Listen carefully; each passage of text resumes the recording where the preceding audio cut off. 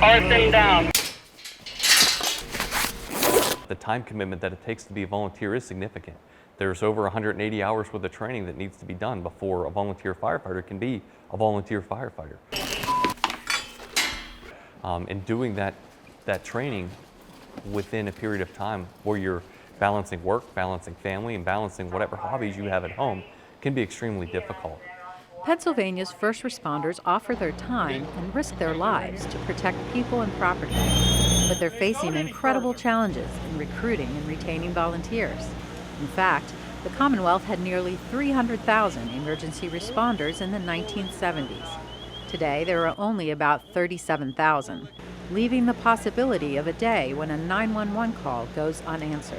There's a lot of ways to give back to the community, but for me, doing it through the fire department has been very rewarding, and I thoroughly enjoy it. But I'm getting older. You know, we need younger people to get interested in it and you know, stick with it. A commission was created to study the problem and recommend solutions. When we finished up our SR6 commission work, a lot of the firefighters and first responders said to me, don't let this report be written and then put on a shelf somewhere with no action taken on it.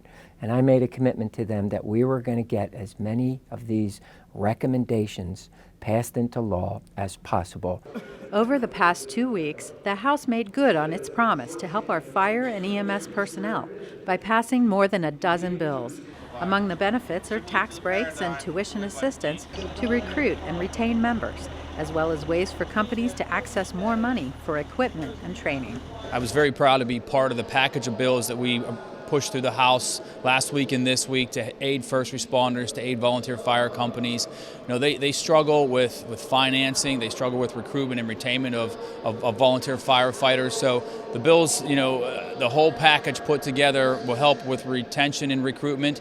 Will help also recognize those volunteer firefighters that have been giving for decades to their volunteer fire companies in their local communities. So I think the entire package of bills really was designed to make sure that we have viability in our local volunteer fire companies and that they have a sustainable future, because unless we do something now, we're going to lose our volunteer fire companies, and the alternative to that will be, you know, increased taxes to pay for volunteer firefighters. So I think it's vitally important that we not only show our appreciation for what they do day in and day out, but also give them the resources that they need to continue to do those volunteer activities that benefit our local communities. It's completely flattering to be recognized by so many pieces of legislation through the House, and knowing that, hey, people are going to start looking out for us and have a vested interest in making sure that we succeed.